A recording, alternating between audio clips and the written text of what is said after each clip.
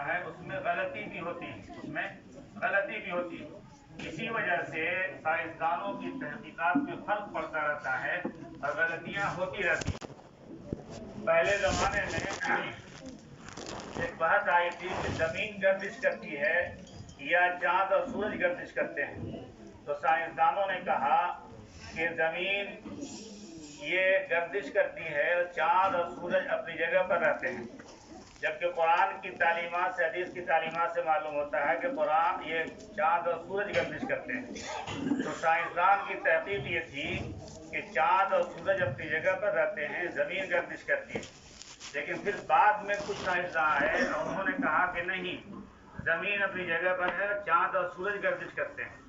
جب میں عمارت شریعہ میں تھا، اب شروع کا زمانہ تھا، تو ایک استفتاء آیا تھا اسی مسئلے پر کہ کون گردش کرتا ہے، تو ایک کتاب عبداللہ ابن عباس کی کتاب تھی، عربی میں مجھ کو ملی تھی، بہت تفصیلی بحث انہوں نے کی تھی اور اس کو ثابت کیا تھا کہ چاند اور سورج گردش کرتے ہیں، زمین اپنی جگہ پر رہتی ہے۔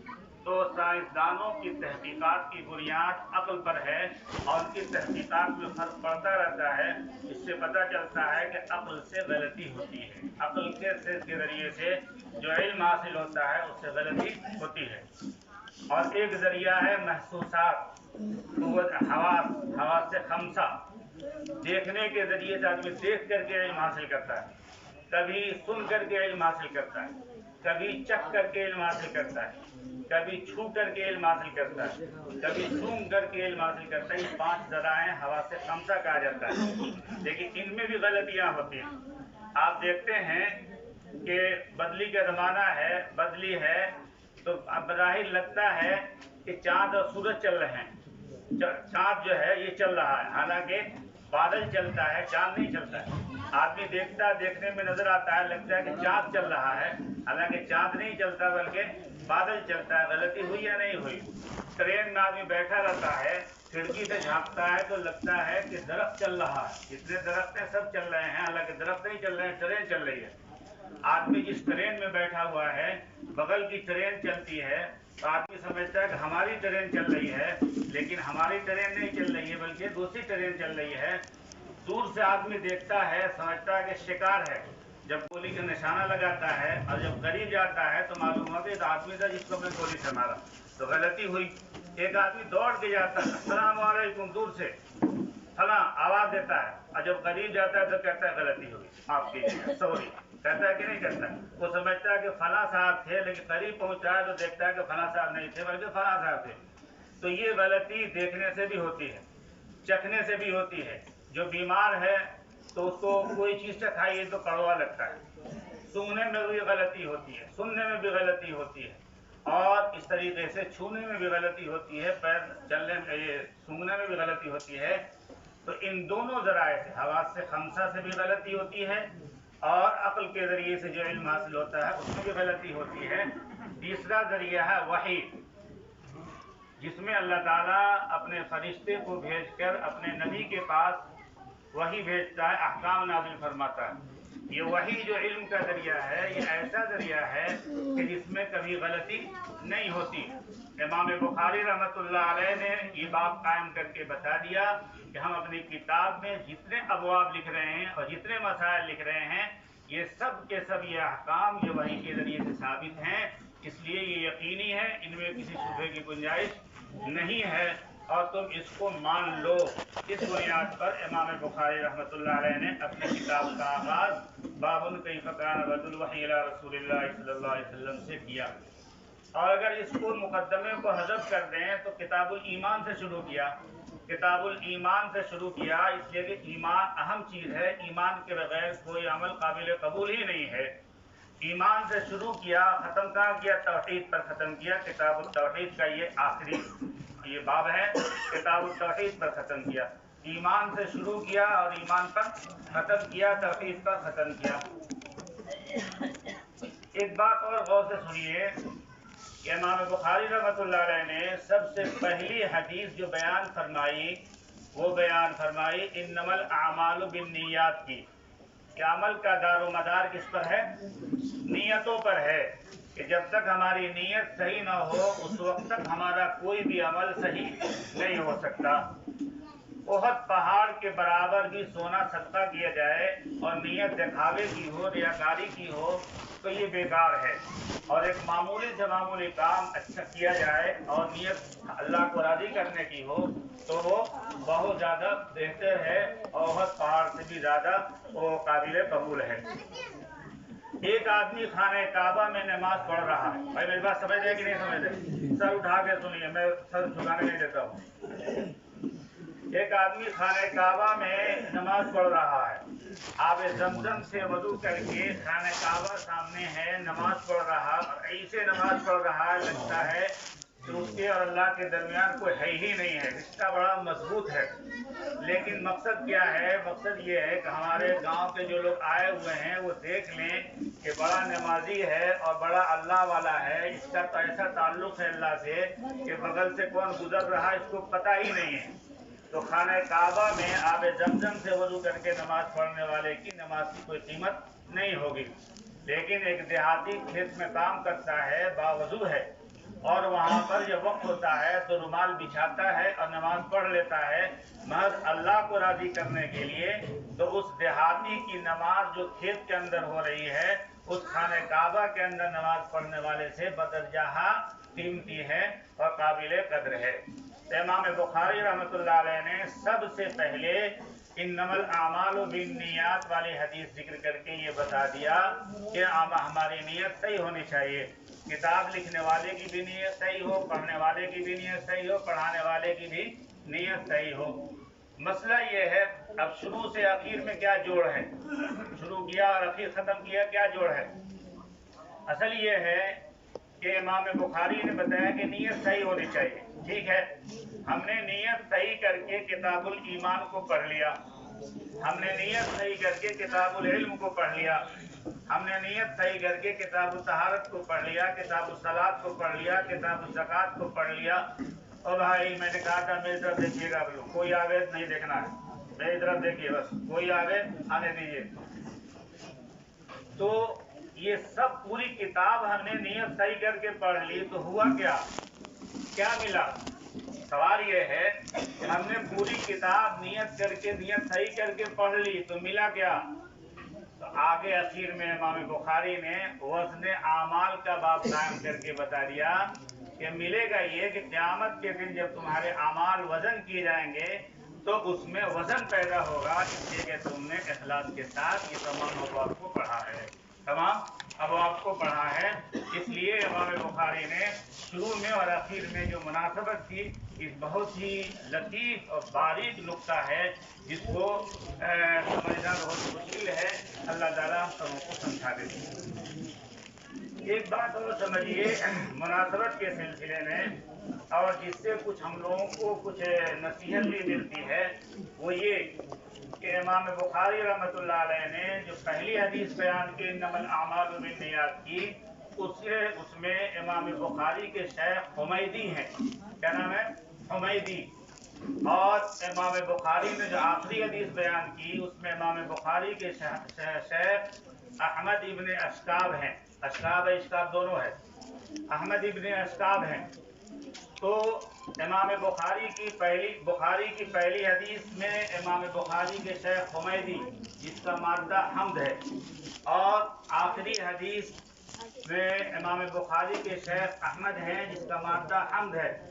इमाम बुखारी ने बताया कि देखो शुरू से लेकर आखिर तक मेरी नीयत महमूद थी, सही थी, कभी मेरी नीयत में खोट नहीं आया। हमने जब किताब लिखना शुरू किया उस वक्त भी मेरी नीयत सही थी, और दरमियान में भी मेरी नीयत सही रही, और आखिर तक मेरी नीयत सही रही। मेरी नीयत में किसी तरह का खोट नहीं है।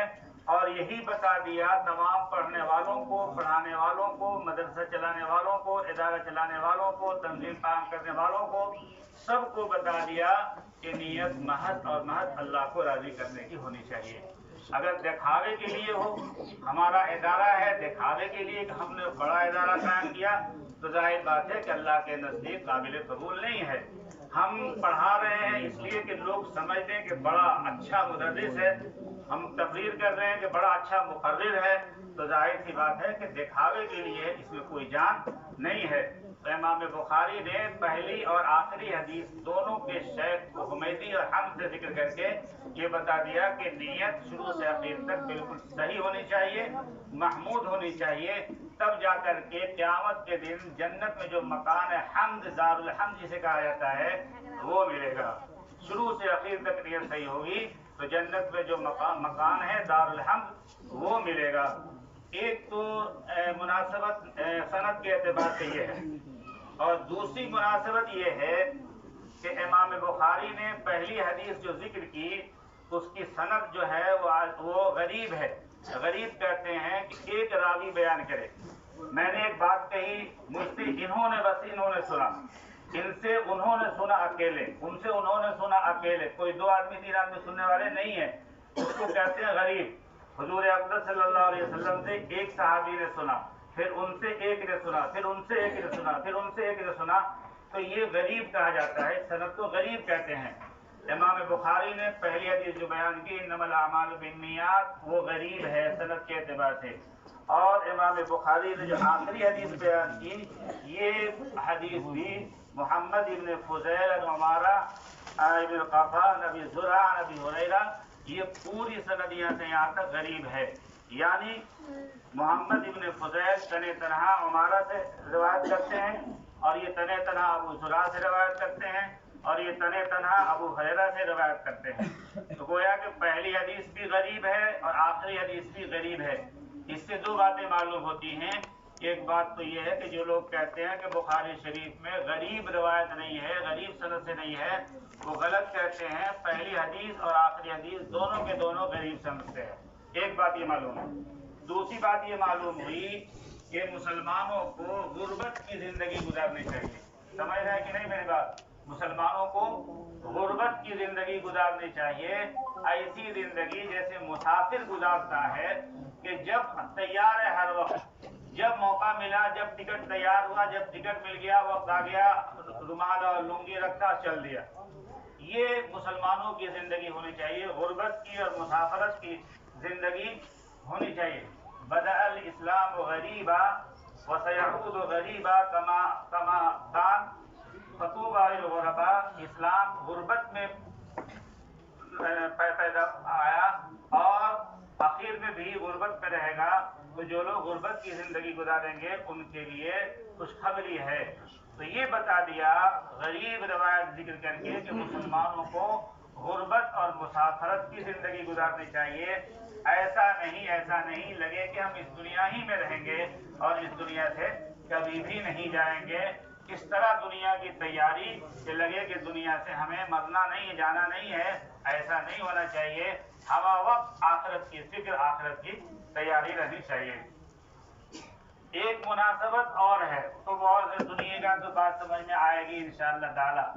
وہ یہ کہ امام بخاری نے پہلی روایت ذکر کی جس میں یہ حمیدی اس کے راوی ہیں اور وہ مکی شیخ ہیں، مکے کے رہنے والے ہیں۔ امام بخاری کے جو شیخ حمیدی ہیں یہ مکے کے رہنے والے ہیں، اور آخری حدیث جو احمد ابن اشقاب ہیں یہ مدینے کے رہنے والے حضرمی ہیں، مدینے کے رہنے والے ہیں۔ تو امام بخاری نے پہلی حدیث حمیدی کی ذکر کر کے جو مکے کے شیخ ہیں، اور آخری حدیث احمد ابن اشقاب کے ذکر کر کے جو مدینے کے ہیں، یہ بتا دیا کہ وحی کا آغاز مکے سے ہوا اور انجام مدینے میں پایا۔ انتہا کہاں ہوئی؟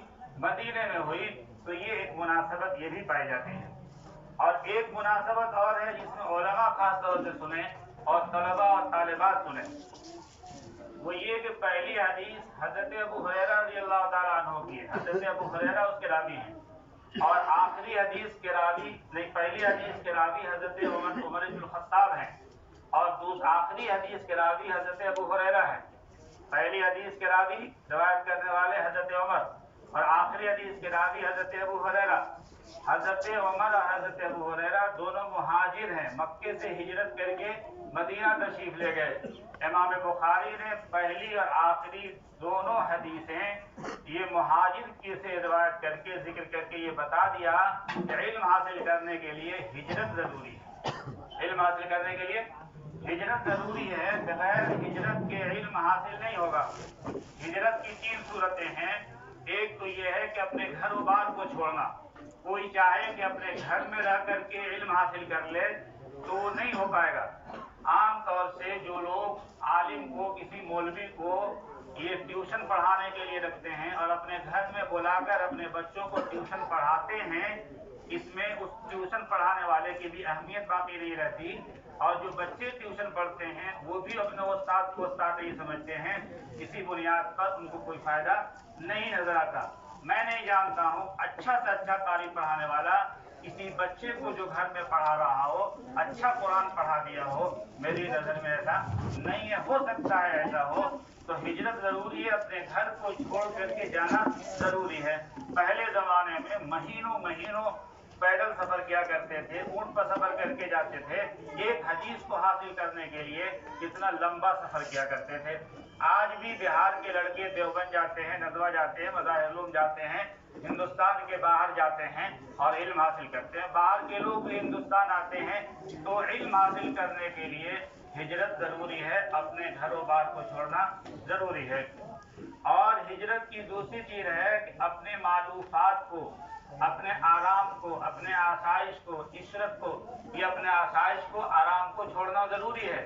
कोई चाहे कि खूब बेहतरीन गद्दा लगा करके सोए, मालदार लड़का है, खूब बेहतरीन तकिया, बेहतरीन मच्छरदानी, खूब मुर्गो मुसल्लम खाए और आराम चैन से वो फ्रिज पानी पीने के लिए रखे, कूलर रखे और एसी रखे और खूब आराम चैन से चाहे कि इत्मीनान और सुकून से इल्म हासिल करे, तो वो इल्म हासिल नहीं हो सकता जो होना चाहिए। इसके लिए अपने मालूमात को और अपने ऐश आराम को छोड़ना पड़ेगा। और तीसरी चीज है जो गुनाहों को, मासी को छोड़ना होगा। जो तलबा हैं, पढ़ने वाले हैं, जो तालिबात हैं, उनको मासी को, गुनाहों को छोड़ना पड़ेगा। जब तक गुनाह को नहीं छोड़ेंगे उस वक्त तक ये इल्म का नूर नहीं आएगा। ज़ाहिरी इल्म तो आ जाएगा लेकिन इल्म का नूर नहीं आएगा। हज़रत इमाम शाफ़ी रहमतुल्लाह अलैह अपने उस्ताद वकी से उन्होंने शिकायत की और कहा कि मैं याद पढ़ता हूँ लेकिन भूल जाता हूँ। किसने कहा? इमाम। बोलिए भाई साहब, आ रही लगता है गुनूदगी तारी हो रही। आगे के लोग तो माशाअल्लाह सुन रहे हैं, पीछे के लोग सोच रहे हैं कि चलो पीछे सो जाओ, कोई बात नहीं है। जब तक मैं बोलूंगा सोने नहीं दूंगा, कभी नहीं। इसलिए बहुत मेरी निगाह पीछे ज्यादा रहती है। और ये बात समझिए कि मुझको शागिर्द समझ के बोल रहे हैं, नहीं, शागिर्द समझ के नहीं बोल रहा हूँ, हदीस के एहतमाम में बोल रहा हूँ।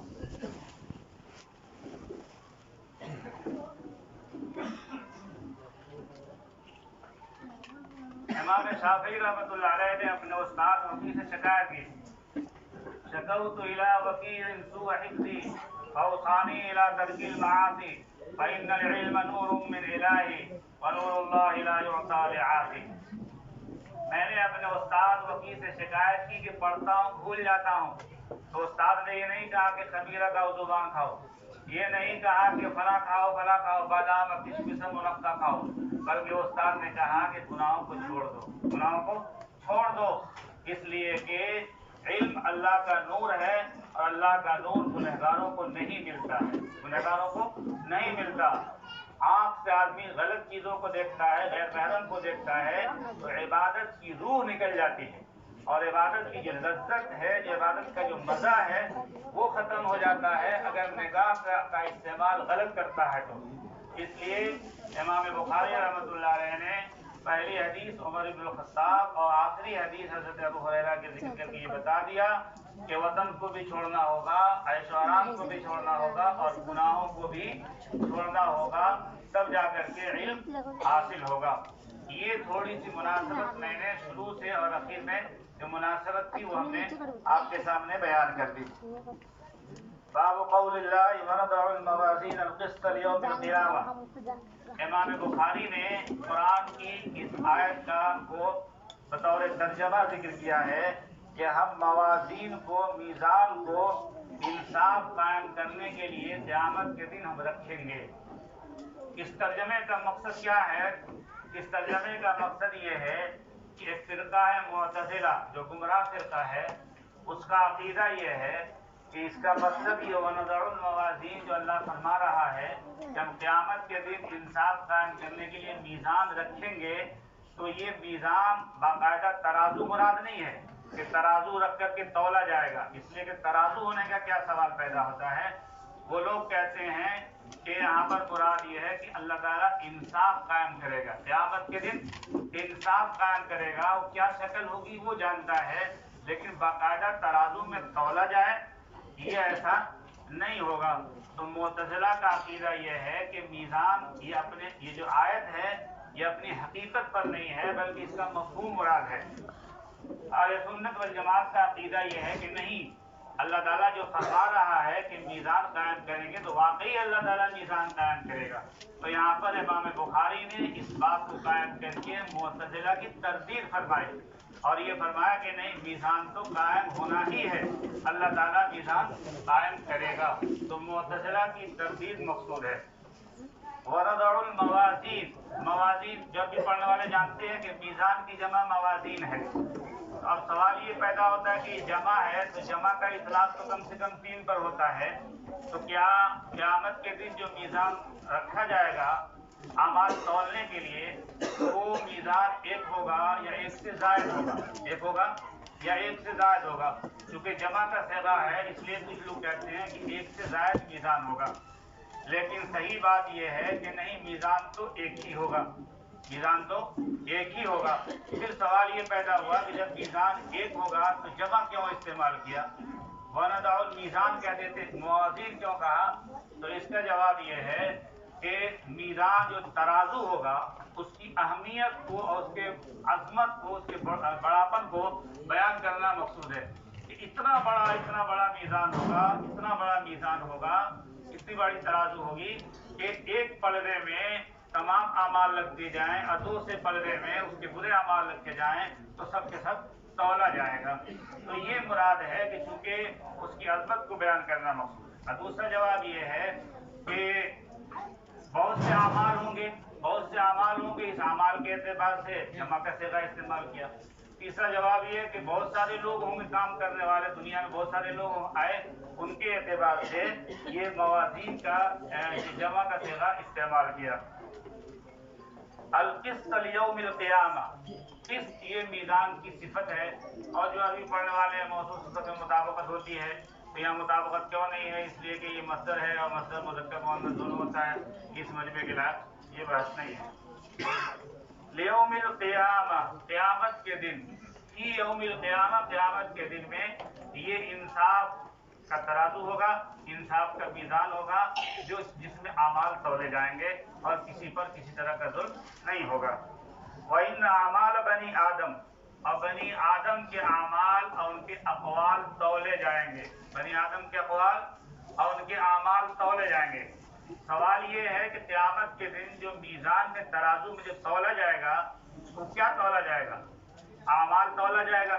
ہم بول رہے ہیں، حدیث پڑھا رہے ہیں، آپ سن رہے ہیں، ایک عمل ہوا۔ ہم نماز پڑھتے ہیں، ایک عمل ہوا۔ ہم صدقہ کرتے ہیں، ایک عمل ہوا۔ زکوٰۃ دیتے ہیں، ایک عمل ہوا۔ قرآن کی تلاوت کرتے ہیں، ایک عمل ہوا۔ تو کیا تولا جائے گا؟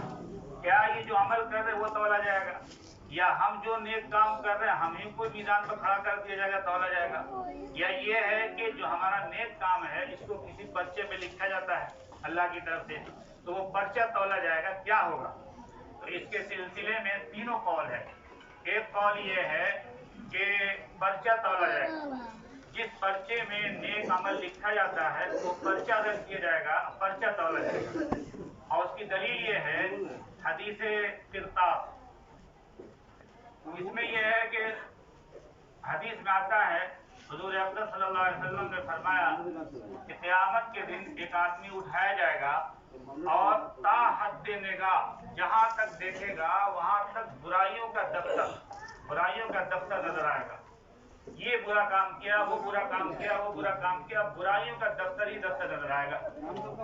اس کے بعد اللہ تعالیٰ فرمائے گا کہ دیکھو تمہارے ساتھ کوئی ظلم تو نہیں کیا گیا، غلط تو نہیں لکھا گیا، ایسا تو نہیں کہ تم نے غلط کام نہیں کیا لکھا گیا۔ وہ کہے گا نہیں اے اللہ، ہم نے کوئی غلط کام نہیں کیا، یہ جو جتنا غلط کام کیا وہ سب لکھا گیا ہے، لکھنے میں کوئی غلطی نہیں ہوئی ہے۔ اللہ فرمائے گا تمہارے اوپر کسی طرح کا ظلم نہیں ہوگا، وہ یقین کر لے گا کہ میں ہلاک ہو گیا۔ اس کے بعد اللہ کی طرف سے ایک پرچہ نکالا جائے گا جس میں کلمہ طیبہ لا الہ الا اللہ محمد الرسول اللہ ہوگا، اس پرچے کو اللہ تعالیٰ دوسرے پلڑے میں رکھے گا. ایک پلڑے میں اس کے تمام برے اعمال جو لکھے گئے تھے دفتر تحت دینے کا وہ رکھے جائیں گے، اور دوسرے پلڑے میں وہ پرچہ رکھا جائے گا جس میں کلمہ طیبہ لا الہ الا اللہ محمد رسول اللہ لکھا ہوگا جو اس نے پڑھا تھا. اور یہ پلڑا بھاری ہو جائے گا، کلمہ طیبہ والا پلڑا بھاری ہو جائے گا. اللہ پاک فرمائیں گے جاؤ تمہاری نجات کا فیصلہ ہو گیا. تو اس سے یہ پتہ چلتا ہے کہ اعمال نہیں تولے جائیں گے، بلکہ اعمال کی جو نیکیاں لکھی جاتی ہیں اس پرچے میں وہ پرچے تولے جائیں گے. اور دوسرا قول یہ ہے کہ صاحب اعمال ہی تولے جائیں گے. جیسے ہم نیک کام کر رہے ہیں تو ہم ہی کو کھڑا کر دیا جائے گا، آپ نیک کام کر رہے ہیں تو آپ ہی کو ترازو میں کھڑا کر دیا جائے گا. اور اس کی دلیل یہ ہے کہ عبداللہ ابن مسعود رضی اللہ تعالیٰ عنہ ایک مرتبہ درخت پر چڑھ کر کے وہ مسواک توڑ رہے تھے، دتون جسے کہتے ہیں، مسواک توڑ رہے تھے، اور ہوا چل رہی تھی. تو ہوا چلنے کی وجہ سے ان کی پنڈلی سے کپڑا ہٹ رہا تھا، اور ان کی پنڈلی بہت پتلی تھی، بہت پتلی پنڈلی تھی، کپڑا ہٹ رہا تھا. تو ان کے ساتھیوں نے مذاق اڑانا شروع کیا، کہا کہ یہ دیکھو عبداللہ کی پنڈلی دیکھو کیسی ہے، عبداللہ کی پنڈلی کیسی ہے. ہنس رہے تھے، مذاق اڑا رہے تھے. تو حضور اکرم صلی اللہ علیہ وسلم نے فرمایا لرجل عبداللہ اسقل فی المیزان من جبل احد، کہ عبداللہ ابن مسعود کی پنڈلی جو ہے میزان میں جبل احد پہاڑ سے بھی زیادہ ثقیل اور وزنی اور بھاری ہے. تو اس سے پتہ چلتا ہے کہ صاحب اعمال ہی کا وزن کیا جائے گا. تیسرا قول یہ ہے کہ نہیں، اعمال ہی وزن کیے جائیں گے. ہم جو پڑھا رہے ہیں یہ جو ہمارا عمل ہے یہ وزن کیا جائے گا، تلاوت کرتے ہیں یہ وزن کیا جائے گا، صدقہ زکات دیتے ہیں یہ وزن کیا جائے گا. اور امام بخاری رحمۃ اللہ علیہ نے یہ بات قائم کر کے اپنا رجحان یہی ظاہر کر دیا کہ اعمال ہی تولے جائیں گے، صاحب اعمال نہیں تولے جائیں گے، پرچہ نہیں تولا جائے گا. اب یہ سوال پیدا ہوتا ہے کہ ہم جو کام کر رہے ہیں اس میں جسم تو نہیں ہے، ہم جو پڑھا رہے ہیں کیسے تولیں گے؟ آپ کیسے تولیں گے ہمارے پڑھائی کو؟ ہم تلاوت کر رہے ہیں تو آپ کیسے ترازو پر تولیں گے؟ آپ صدقہ و خیرات دے رہے ہیں تو اس کی نیکی کیسے تولیں گے؟ تو اس میں جسم تو نہیں ہے تو پھر کیسے تولا جائے گا؟ تو اس کا ایک جواب یہ ہے کہ قیامت کے دن اس کو یعنی اعمال کو جسم دے دیا جائے گا، مجسم کر دیا جائے گا، جسم دے دیا جائے گا اور اس جسم کو تولا جائے گا. اور اس کی دلیل یہ ہے کہ امام مالک ابن دینار شیخ زکریا علیہ الرحمٰن نے اس واقعے کو فضائل اعمال السجل میں لکھا ہے کہ مالک ابن دینار شروع میں اچھے آدمی نہیں تھے، برے تھے، شراب پیتے تھے. شب برات میں وہ سو گئے، شراب پی کر کے سو گئے، عشاء کی نماز چھوڑ کر کے سو گئے. انہوں نے ایک لمبا چوڑا خواب دیکھا. خواب دیکھتے ہیں کہ میدان محشر قائم ہے، اس میں ہم سب لوگ، بہت سارے لوگ ہیں، پوری دنیا کے لوگ، جب تک سے تمام پوری انسانیت موجود ہے. خواب دیکھتے ہیں کہ میں بھی پہنچا تو دیکھا کہ ایک موٹا اژدہا کالا یہ منہ کھولے ہوا میری طرف آ رہا ہے، دوڑا رہا ہے. میں بھاگا گیا، ایک بوڑھا آدمی ملا. بوڑھے آدمی سے کہا کہ چچا مجھ کو بچا لیجئے، میرا آخری وقت ہو رہا ہے، یہ اژدہا مجھ کو تنگ کر رہا ہے. بوڑھے نے کہا کہ بیٹا میں تم کو نہیں بچا سکتا، تم اس ٹیلے پر جاؤ، ہو سکتا ہے کہ تمہاری کوئی چیز وہاں مل جائے جو تم کو بچا لے. وہاں گئے تو دیکھا کہ آگے جہنم کی آگ ہے اور پیچھے اژدہا ہے. اگر آگے کودتے ہیں، چھلانگ لگاتے ہیں تو جہنم ہے، اور پیچھے ہٹتے ہیں تو اژدہا ہے. کریں تو کیا کریں؟ فیصلہ کیا کہ میں جہنم کی آگ میں کود جاؤں. اتنے میں ایک آواز آئی، فرشتے نے آواز دی کہ پیچھے ہٹو، مالک تم پیچھے ہٹو، تم جہنم کی آگ میں نہیں جاؤ گے. پیچھے ہٹے، بھاگے، پھر اژدہا دوڑایا. بھاگتے پھر اس بوڑھے کے پاس آئے جس سے پہلے ملاقات ہوئی تھی. کہا چچا اب تو بچا لو، اب تو میری آخری حالت ہو رہی ہے.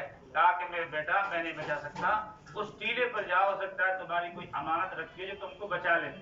وہاں پر گیا تو دیکھا کہ خوبصورت مکان ہے جس میں چھوٹی چھوٹی کھڑکیاں ہیں اور ایک فرشتہ پہرا دے رہا ہے. اس نے دیکھا مجھ کو تو آواز لگائی کہ تم نکلو، ایک پریشان حال آ رہا ہے، اژدہا اس کو دوڑا رہا ہے. اس سے چھوٹے چھوٹے بچے نکلے، چھوٹی چھوٹی بچیاں نکلی. میری ایک بچی جو 2.5 سال 3 سال کی تھی، اس کا انتقال ہو گیا تھا. آخر میں وہ نکلی تو دیکھا کہ یہ تو میرے ابا ہیں، تو چیخ مارا اور کہا کہ یہ تو میرے ابا ہیں. اس کے بعد وہ گود میں آ کر کے بیٹھ گئی اور ایک ہاتھ سے اشارہ کیا ازدہے کی طرف، کہا کہ تم جاؤ، میرا ابا کو نقصان نہیں پہنچا سکتے ہو۔ گود میں آ کر بیٹھ گئی اور اس نے قرآن کی آیت پڑھی، الم یان للذین آمنوا ان تخشع قلوبهم لذکر اللہ، کیا اللہ والوں کے لیے وہ ابھی بھی نہیں آیا کہ اللہ کی یاد سے ان کا دل دہل جائے؟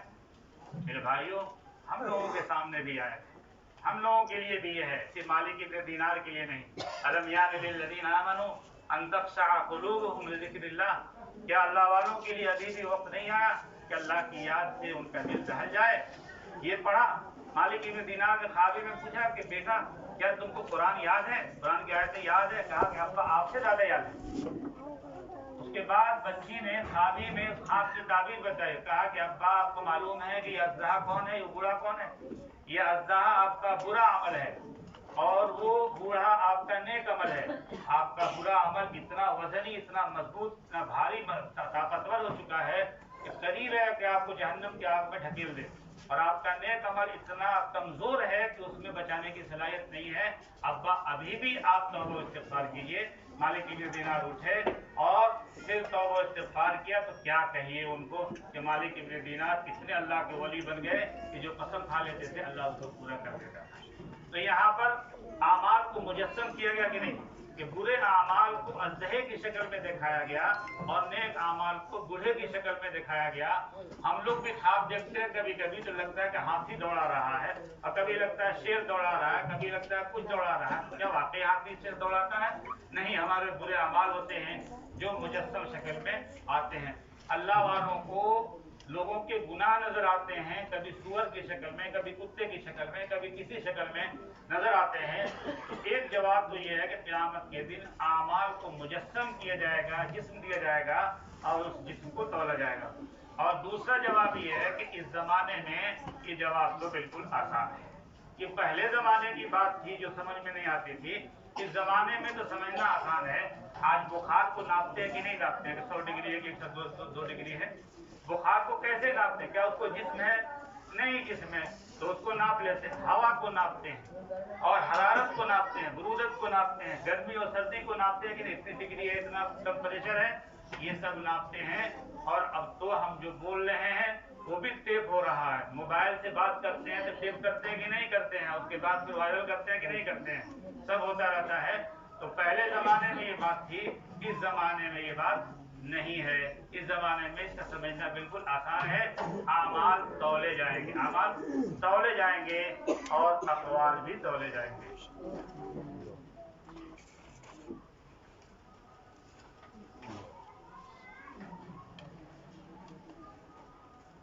وقولہم، اس نسخے میں وقولہم ہے اور دوسرے نسخے میں اقوالہم ہے۔ اقوالہم ہے تب تو کوئی بات ہی نہیں، بہت سے اقوال تولے جائیں گے، اور قولہم ہے تو واحد ہے۔ تو اس کا جواب یہ ہوگا کہ چونکہ بات جو نکلتی ہے وہ زبان سے، بات نکلنے کا جو مخرج ایک ہے زبان، اور اعمال جو ہوتے ہیں بہت سارے اعضاء سے نکلتے ہیں، اس لیے وہ جمع لائے اور قول کو واحد لائے، کیونکہ اقوال جو نکلتے ہیں وہ زبان سے نکلتے ہیں، زبان ایک ہی ہے۔ امام بخاری رحمۃ اللہ علیہ نے اصل تو باب قائم کیا اقوال اعمالہم، اس کے ساتھ ساتھ قولہم بھی لائے، اس لیے کہ آگے جو حدیث ذکر کر رہے ہیں اس میں قول کا ذکر ہے، عمل کا ذکر نہیں ہے۔ آگے جو حدیث ذکر کر رہے ہیں اس میں قول کا ذکر ہے، عمل کا ذکر نہیں ہے۔ اور امام بخاری رحمۃ اللہ علیہ کی شک کے مطابق کوئی ایسی روایت نہیں ملی جس میں اعمال کا ذکر ہو، اس لیے امام بخاری نے اس روایت کو ذکر کر کے اور اس سے اعمال کا بھی استدلال کر لیا، اس لیے کہ قول بھی تو عمل ہی ہے، قول بھی تو عمل ہی ہے۔ وقال مجاہد القسطاس العدل بالرومیہ، یہ ایک فنی بحث ہے کہ قسطاس کے معنی آتے ہیں انصاف کے آتے ہیں، اور رومی زبان ہے، رومی زبان میں قسطاس یا قسط یا قسطاس جو ہے یہ انصاف کے معنی میں آتے ہیں۔ تو سوال یہ پیدا ہوتا ہے کہ جب یہ رومی زبان ہے اور قرآن میں ہے قسط کا لفظ ہے وَأَمَّا الْقَاسِطُونَ فَكَانُوا لِجَهَنَّمَ حَطَبًا إِنَّ اللَّهَ يُحِبُّ الْمُقْسِطِينَ، تو پھر یہ قرآن میں کیسے ذکر ہے؟ تو اس کا جواب یہ ہے کہ جب عربوں نے اس کو اپنا بنا لیا تو اب یہ عرب ہو گیا، یہ عربی الفاظ ہو گئے، اس لیے قرآن میں آنا درست ہے. علماء نے اس کی بڑی تحقیق کی ہے اور تحقیق کر کے بتایا کہ قرآن کے اندر 120 الفاظ ایسے ہیں جو عجمی الفاظ ہیں، جو غیر عربی ہیں، لیکن قرآن کے اندر آ گئے ہیں، قرآن میں استعمال ہو گئے ہیں. ایک فنی بات ہے، اس میں پڑھیں گے تو شاید آپ لوگوں میں سے کچھ لوگ نہیں سمجھ پائیں گے، اس لیے میں نے اس کو مختصر کر کے آپ کے سامنے پیش کر دیا. وبه قال حدثنا احمد بن اشكاب قال حدثنا محمد بن فضيل عن عمارة بن الخطاب بن زرعة عن ابي هريرة رضي الله تعالى عنه قال قال النبي صلى الله عليه وسلم كلمتان حبيبتان الى الرحمن. حدیث سنیے. حضور اقدس صلی اللہ علیہ وسلم نے فرمایا کہ دو کلام ایسے، کلمہ سے مراد کلام، دو کلام ایسے حبیبتان محبوبتان جو رحمان کے نزدیک محبوب ہیں، پسندیدہ ہیں. دو کلام ایسے ہیں، دو کلمے ایسے ہیں جو رحمان کے نزدیک، اللہ کے نزدیک پسندیدہ ہیں. خفیفتان علی اللسان، زبان پر ہلکے پھلکے ہیں، یعنی ادائیگی میں کوئی دقت اور پریشانی نہیں ہے. ایسا نہیں ہے کہ ایک کنٹل کا بوجھ لگ جائے، ایسا نہیں ہے کہ ایک کنٹل کا بوجھ لگ جائے. ثقیلتان فی المیزان، لیکن جب قیامت کے دن تولے جائیں گے، اصل ترجمۃ الباب سے اسی کا تعلق ہے، جب قیامت کے دن تولے جائیں گے تو وہ میزان کے اندر بڑے وزنی ہوں گے، بڑے وزنی ہوں گے. اور وہ کلمہ کون ہے؟ سبحان اللہ و بحمدہ سبحان اللہ العظیم. آپ لوگ بھی پڑھ لیجئے، سبحان اللہ و بحمدہ سبحان اللہ العظیم. یہاں پر یہ ہے کہ کلمتان حبیبتان الی الرحمن، اللہ کے 99 صفاتی نام ہیں اور ایک خود اللہ نام ہے. تو ان تمام ناموں میں سے صرف رحمان کا انتخاب کیا، خود اللہ کا انتخاب نہیں کیا. یہ کہہ دیا تھا کلمتان حبیبتان الی اللہ، الی اللہ کہہ دیا تھا، لیکن الی الرحمن، رحمان کا لفظ استعمال کیا گیا اس کی صفت، اس لیے اس کو بتانے کے لیے کہ اتنا بڑا ثواب. دو چھوٹے بول، دو کلمے جن کو بولنے میں کوئی دقت اور پریشانی نہیں، ادائیگی میں سہولت ہے، لیکن ثواب کتنا بڑا ہے. ثواب کتنا ہے کہ میزان میں جب تولا جائے گا تو بڑا وزنی ہوگا. یہ اللہ کی صفت رحمانیت کی بنیاد پر ہے. ورنہ صحیح بات تو یہ ہے کہ آپ 2 روپے کے برابر آپ نے کام کیا تو 2 روپیہ مزدوری ملنا چاہیے، لیکن یہاں پر 2 روپے کے برابر کام کیا 2 لاکھ روپیہ مل رہا ہے. تو یہ کس بنیاد پر مل رہا ہے؟ اس لیے کہ اللہ رحمان ہے، اللہ رحمان ہے. اس کی صفت رحمانیت کو دیکھتے ہوئے یہ اتنا بڑا ثواب مل رہا ہے. ایک بات اور دیکھیے، اللہ نے کیا کہا، اور حضور اکرم صلی اللہ علیہ وسلم فرمایا کلمتان حبیبتان الی الرحمن، 2 کلمے ایسے ہیں جو رحمان کے نزدیک محبوب ہیں.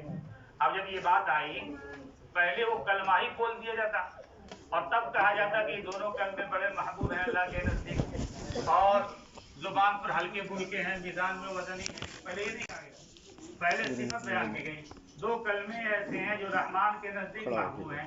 تو جب یہ بات کہی گئی تو ایک دل میں داعیہ پیدا ہوا، جذبہ پیدا ہوا، شوق پیدا ہوا کہ بھائی وہ 2 کلمے کون ہیں، جلدی سے بتائیے. جیسے کہیں کہ ہمارے یہاں آئے ہیں حضرت مولانا قاری مفتی فقیہ خانہ مفکر ملت مفکر اسلام، تو سمجھ یہ شوق پیدا ہوگا کہ بھائی کون ایسا آدمی ہے، ذرا نام تو بتائیے.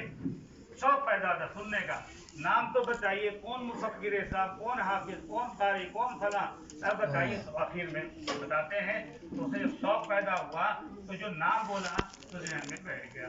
تو یہ ہوا کہ 2 کلمے ایسے جو رحمان کے نزدیک محبوب ہیں. شوق پیدا ہوا، یہ 2 کلمے کیا ہیں بتائیے. تو اللہ کے رسول نے فرمایا نہیں، خفیفتان علی اللسان، زبان پر ہلکے پھلکے، ادائیگی میں کوئی دقت نہیں. اب اور شوق پیدا ہوا کہ بھائی وہ کلمے تو بتائیے کیا ہے. تو پھر کیا گیا، ثقیلتان فی المیزان، میزان کے اندر بڑے وزنی ہیں. جب شوق پیدا ہو گیا تب آگے کہا گیا سبحان اللہ و بحمدہ سبحان اللہ العظیم. حدیث میں آتا ہے کہ کوئی شخص اگر اس کو 100 مرتبہ پڑھ لے تو سمندر کے جھاگ کے برابر بھی گناہ ہو تو اللہ اس کے گناہ کو معاف کر دیتا ہے. اللہ تعالیٰ اس کے گناہ کو معاف کر دیتا ہے. 2 جملہ سبحان اللہ و بحمدہ سبحان اللہ العظیم، یہ دونوں جملہ بالکل سمجھیے کہ سمندر کو کوزے میں بند کر دیا گیا. جو عربی پڑھنے والے ہیں وہ جانتے ہیں کہ سمندر کو ہم تو کہیے کہ لوٹے میں بسنے میں بند کر دیا گیا ہے. اتنا بڑا اللہ کی 2 ایک ایک اللہ کی صفت جلالی اور ایک اللہ کی صفت جمالی.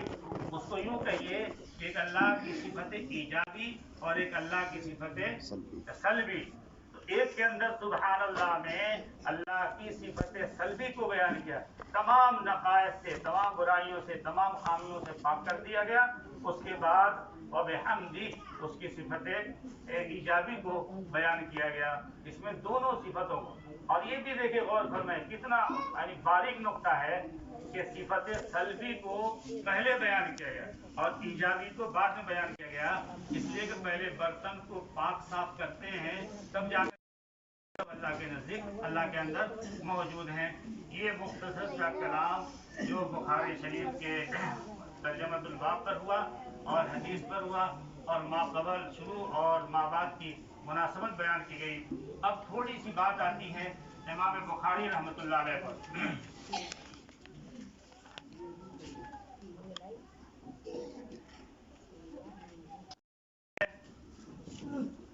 کہ والد جو تھے وہ ان کے والد کا نام اسماعیل تھا اور ان کے دادا کا نام ابراہیم تھا. تو دادا کے بارے میں تو احوال معلوم نہیں ہے، لیکن ان کے والد کے بارے میں معلوم ہے کہ ان کے والد اسماعیل بڑے محدث تھے اور بڑے بڑے مشائخ نے، بڑے بڑے لوگوں نے ان سے حدیث حاصل کیا. اور یہ امام مالک کے شاگردوں میں سے تھے اسماعیل، اور عبداللہ ابن مبارک کی بھی صحبت حاصل رہی. ان کے ایک شاگرد کہتے ہیں کہ جب ان کا انتقال ہونے لگا تو میں اس وقت موجود تھا. امام بخاری رحمۃ اللہ علیہ کے والد اسماعیل نے کہا کہ میرے پاس جو بھی مال ہے اس میں سے ایک درہم بھی مشتبہ نہیں ہے. آپ غور فرمائیے، امام بخاری کے والد کہا کہ ان کی والدہ بہت زہد و تقوی والی تھی. امام بخاری کی والد کا انتقال بچپنے میں ہو گیا، بہت کم سنی میں. ان کی والدہ نے ان کو پالا اور امام بخاری رحمۃ اللہ علیہ پہلے تو بینا تھے، یعنی روشنی تھی، لیکن بچپن ہی میں نابینا ہو گئے. ایک تو والد کا انتقال ہو گیا، ان کی والدہ پر شوہر کے انتقال کا افسوس تھا، اور دوسرے میں یہ ہے کہ بیٹا جو ہے یہ نابینا ہو گیا، اس کا افسوس.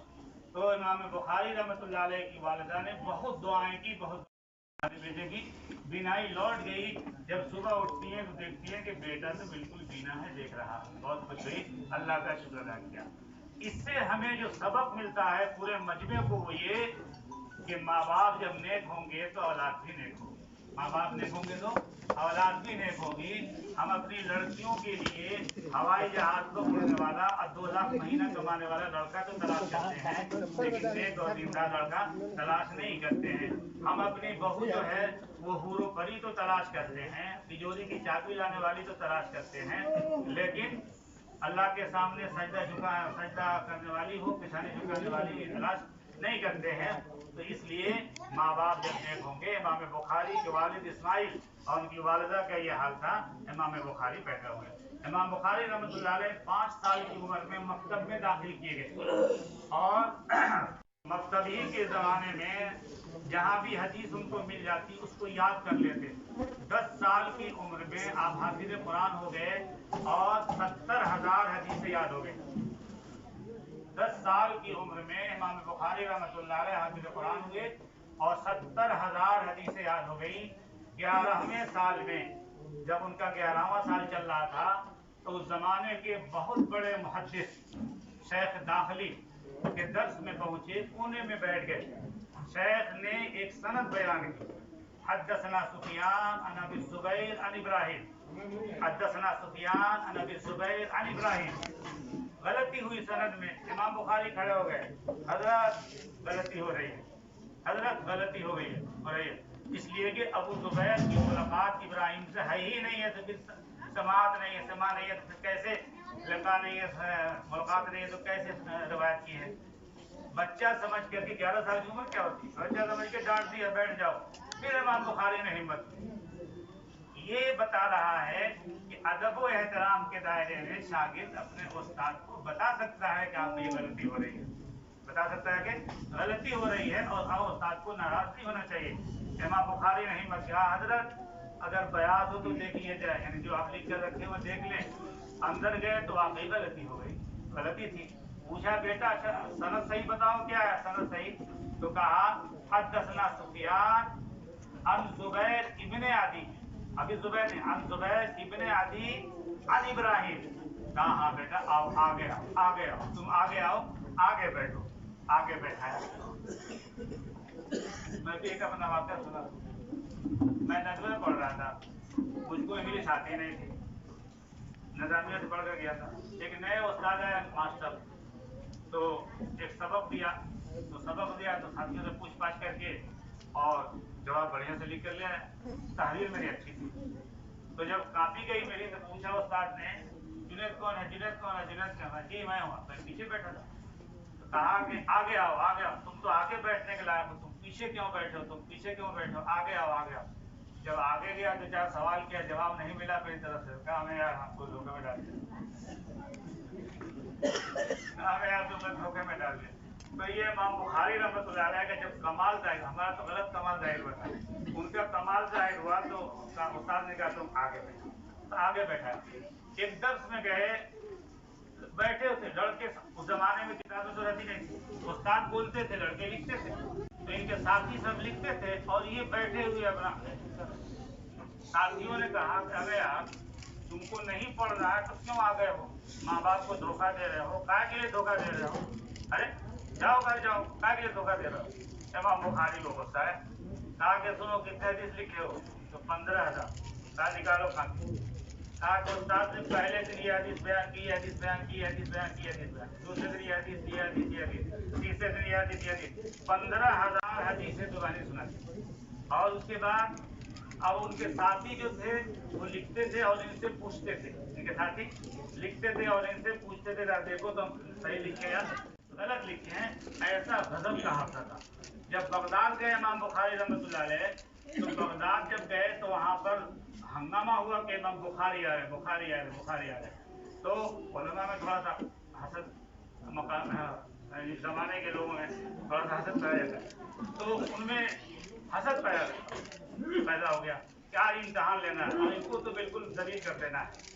10 आदमी को तैयार किया, 10 उलमा को, और 10 हदीसें याद कराई गई।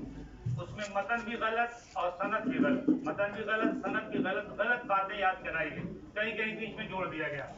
इमाम बुखारी जब आए, लाखों का मजमा था, बैठे, एक आदमी आया, एक हदीस पढ़ी, कहा ये जानते हैं कैसी हदीस है, सही है कि नहीं, अल्लाह आ रही, मैं नहीं पहचान। फिर दूसरी पढ़ी, ला आ रही, तीसरी पढ़ी, ला आ रही, 10 सुना करके चले गए।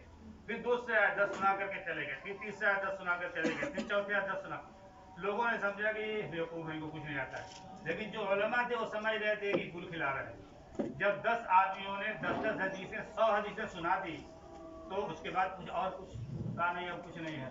इमाम बुखारी रहमतुल्लाह अलैह ने फरमाया कि पहले साहब ने जो पहली हदीस बयान की वो ये बयान की, यानी उन्होंने जो गलत हदीस बयान की थी वो भी सुना दिया। एक तो पहले से तो जो जाहिर बात हाफिज हदीस से कोई बात नहीं थी, लेकिन जो गलत हदीस सुनाई थी वो भी सुना दिया और कहा कि ये सुनाया, इसमें सनद में ये गलती है, मतन में ये गलती है, सनद में ये गलती है, मतन में ये गलती है। दूसरी हदीस उन्होंने ये बयान फरमाई, इसमें ये गलती है, ये गलती है। तीसरी हदीस ये, चौथी हदीस ये, इस तरह तरतीबवार 100 हदीसों को जो उन लोगों ने गलत तरीके से पेश किया था उसको बयान फरमाया और कहा कि ये भी गलती, इसमें ये गलती, इसमें ये गलती, इसमें ये गलती। जो उलमा बैठे हुए हैं, तलबा बैठे हुए, तालिबात हैं, उनके लिए जो सबक आमोज वाक़या हुए, इमाम बुखारी रहमतुल्लाह अलैह का इतना बड़ा हाफिजा, इतना बड़ा कवि हाफिजा, उनसे किसी ने पूछा कि आपका हाफिजा इतना कवि कैसे हुआ, तो उन्होंने जवाब दिया, एक सुई से, क्या बताया, एक सू होकर मैंने कोई काम किया, एक सू होकर के काम किया, कोई काम किया तो एक सू होकर काम किया। आज हमारे तलबा उलमा ये बुखारी का मुताला भी करें और मोबाइल भी चलाएं और घर के लोगों से बात भी करें और मोबाइल पर खबर भी देखें और क्या क्या देखें और यहाँ पर बुखारी का मुताला भी करें और कुछ और भी जहन में रहे, तो जाहिर सी बात है कि वो बात तो पैदा नहीं होगी, वो हाफिजा कभी नहीं होगा। ड्राइवर को रास्ता ज़्यादा याद रहता है, ड्राइवर को रास्ता ज़्यादा याद रहता है, मुफ्ती कादी को याद नहीं रहता है। क्यों? इसलिए कि उसकी नज़र उसी के ऊपर है। मुफ्ती को मसले मसाइल ज़्यादा याद रहते हैं और मुहद्दिस को अस्मा व रिजाल पर नज़र ज़्यादा रहती है। तो ये सब एकसू होने का नतीजा है। हम सब के सब अगर कमाल पैदा करना चाहते हैं तो एकसू होना पड़ेगा। इमाम बुखारी रहमतुल्लाह अलैह 16 साल, ये 210 में 194 पैदा हुए, 194 में पैदा हुए और 210 में 16 साल की उम्र में हज करने के लिए गए और 212 में यानी 18 साल की उम्र में क़ज़ाए सहाबा व ताबईन लिखी, जिसकी वजह से इमाम बुखारी की बड़ी शोहरत है। इमाम बुखारी रहमतुल्लाह अलैह के जिंदगी से जो एक सबक मिलता है वो ये, तो ज़माने का जो वाली बुखारा था, खालिद नाम था वाली बुखारा, जो उस जमाने के उलमा थे, उन्होंने देखा कि ये बुखारी पढ़ते चले जा रहे हैं, तो उन्होंने वाली बुखारा को उनके खिलाफ जहन बनाया और ये ऐसा है वैसा है, और ये कहा कि आप हुजूर उनसे तो बुखारी पढ़ सकते हैं। हज़रत अमीर शरीयत सैयद निज़ामुद्दीन साहब कहते थे कि जो जैसा होता है उसका शैतान भी वैसा ही रहता है। कहते थे कि मुफ्ती का शैतान मुफ्ती होता है, मुफ्ती का शैतान मुफ्ती होता है, उसी अंदाज से बात करता है। तो वो कहा कि हजरत आप तो वाली बुखारा हैं, आप चाहें तो इमाम बुखारी को बुलाकर उनसे बुखारी पढ़ सकते हैं। खबर भेजा कि आप आकर मुझको और मेरे दोनों लड़कों को बुखारी शरीफ पढ़ा दीजिए। इमाम बुखारी ने जवाब लिखा कि मैं ये तुम्हारे दरबार पर जाके दर पे जा करके मैं इल्म को सलील नहीं कर सकता, मैं कभी नहीं जा सकता हूँ। तो फिर उसने कहा कि ठीक है नहीं जा सकते, मेरे दोनों बेटे जाएंगे, मैं तो नहीं जाऊंगा, मेरे दोनों बेटे जाएंगे, लेकिन जिस वक्त मेरे दोनों बेटे पढ़ रहे हों उस वक्त आप किसी तीसरे को मत रखिए, यही दोनों पढ़ेंगे। आगे नहीं, मैं इल्म को छुपा नहीं सकता, मेरा इल्म आम है, जैसे तुम्हारे बेटे पढ़ेंगे और लोग भी पढ़ेंगे। उस पर नाराज हुआ, आपने जो हुआ सो हुआ, बड़ा लंबा वाक़या है। कहना यह है कि उलमा को बिल्कुल बेनियाज रहना चाहिए। ऐसा ना हो कि दुनियादारों की दुनिया के सामने ऐसा झुक जाए कि वो इल्म को और उलमा को दलील समझें। नहीं, किसी तरह से भी नहीं झुकना चाहिए। इस पर बहुत सारे वाक़यात हैं, बस यही है कि इमाम बुखारी के इस वाक़े से हमें ये सबक मिलता है, उलमा को अपने इल्म की हिफाजत करनी चाहिए। इमाम बुखारी रहमतुल्लाह अलैह ने अपने इल्मी पैसा तो ज़ाया कर दिया, लेकिन अपने इल्मी वक़ार की हिफाजत फरमाई।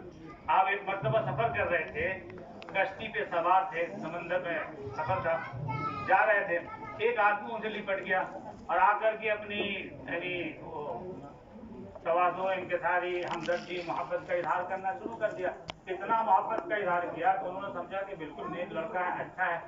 तो इमाम बुखारी ने बता दिया कि देखो मेरे पास 1000 अशरफी है, 1000 अशरफी है, अगर कुछ हो जाए मेरे साथ तो तुम इसकी हिफाजत करना। अब उसने सुन लिया कि बुखारी के पास 1000 अशरफी, 1000 अशरफी की कीमत होती है। मैं अपनी बात खत्म करता था, अब आप लोग बहुत देर से सुन रहे हैं, मैं अपनी बात खत्म करता हूँ। इमाम बुखारी ने उसने समझा कि इनके पास 1000 अशरफी है, रात में सोए, लंबा सफर था कश्ती में, रात में सोए, सुबह उठे तो चीखना चिल्लाना शुरू किया कि मेरे पास 1000 अशरफी में रखा था, पता नहीं क्या हो गया, 1000 अशरफी रखा था, पता नहीं कौन ले लिया। अब जब ये मामला इतना हंगामा किया कि लोगों ने तलाशी शुरू कर दी, हत्ता कि इमाम बुखारी की भी तलाशी हुई। इमाम बुखारी रहमतुल्लाह अलैह ने जब देखा कि तलाशी हो रही है, सिक्के से मौका पाकर पूरे 1000 अशरफी को समंदर में डाल दिया। जब वो तलाशी हुई तो कहीं नहीं, तो लोगों ने डांटा डपटा, कहा कि नालायक तुम खामखा इल्जाम लगा रहे हो। जब वो पार गए उस पार तो पूछा आकर के, हजरत आपका क्या हुआ, 1000 अशरफी कह रहे मेरे पास, कहा कि मैं समंदर में डाल दिया। इतनी बड़ी मालियत, कहा कि हमने अपने वक़ार को जो बचाया था और जो बनाया था, उस वक़ार के सामने 1000 अशरफी की कोई कीमत नहीं थी, इसलिए उसको मैंने डाल दिया। मेरे भाइयों, मेरे उलमा, अपने वक़ार की हिफाजत, इल्मी वक़ार की हिफाजत, हम दुनिया को लात मार दें लेकिन अपने इल्मी वक़ार की हिफाजत करें, और इसी में हमारी इज्जत है और हमारी इज्जत नहीं। एक आदमी से मुदारवत का मामला, वो इनका 25,000 दिरहम लेके भाग गया, दूसरे मुल्क में चला गया।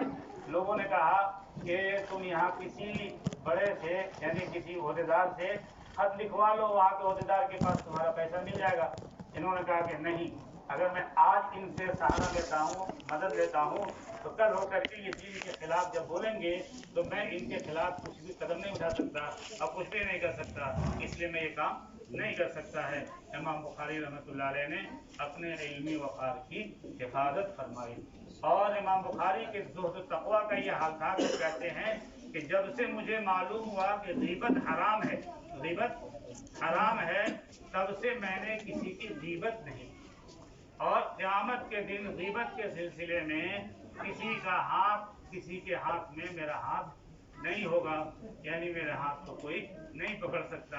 इमाम अबू हनीफा रहमतुल्लाह अलैह भी फरमाते थे कि अगर ग़ीबत करूँ तो अपनी माँ की करूँ, ताकि मेरी नेकी जाए तो मेरी माँ को जाए, किसी और को नहीं जाए। तो ये इमाम बुखारी रहमतुल्लाह अलैह के मुख्तसर अहवाल हैं। 194 में पैदा हुए, 256 में उनका इंतकाल हुआ, 62 साल की उम्र पाई और 62 साल की उम्र में इतनी बड़ी हदीस की किताब लिखी और इतना मकाम पाया कि उनके एक शागिर्द ने ख्वाब देखा कि हुजूर अक़दस सल्लल्लाहु अलैहि वसल्लम आगे आगे चल रहे हैं और पीछे पीछे इमाम बुखारी जहाँ जहाँ आप कदम रखते हैं वहाँ वहाँ इमाम बुखारी कदम रखते हुए जा रहे हैं। ये आपकी इत्तिबाए सुन्नत की दलील थी।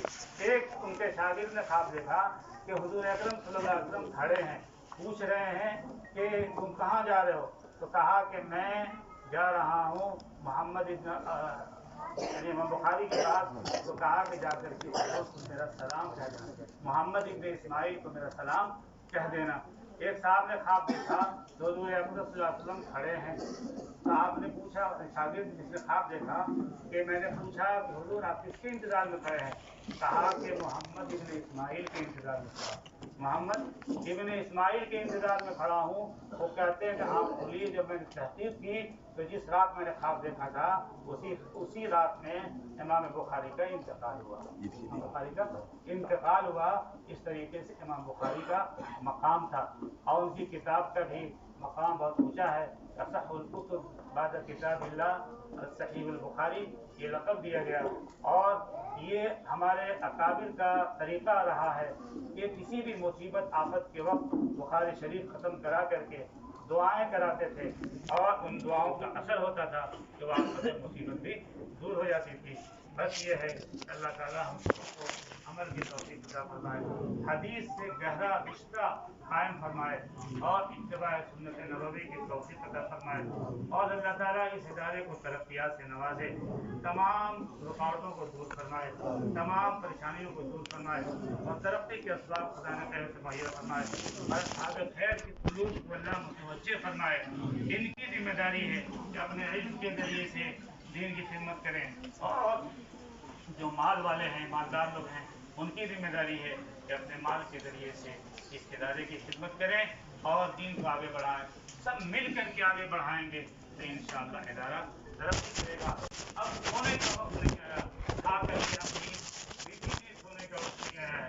अब तो वक्त आया कि बेदार हो, कुछ हम भी कुछ करें और कुछ करके जाएं अपनी आने वाली नस्ल के लिए। अल्लाह पाक हम सबों को अमल की तौफ़ीक़ अता फरमाए। वाखिर दअवाना जज़ाकल्लाह। बहुत ही सुकून के साथ हम और आप बुखारी शरीफ का दर्स सुन रहे थे। दो अहम ऐलान हैं। पहला ऐलान ये है कि अभी दुआ कराएंगे हज़रत सदर साहब, और पहला ऐलान, दूसरा ऐलान ये है कि दुआ के बाद इंशाअल्लाह बाज़ाब्ता ही पर ज़ोहर की नमाज होगी और ज़ोहर की नमाज के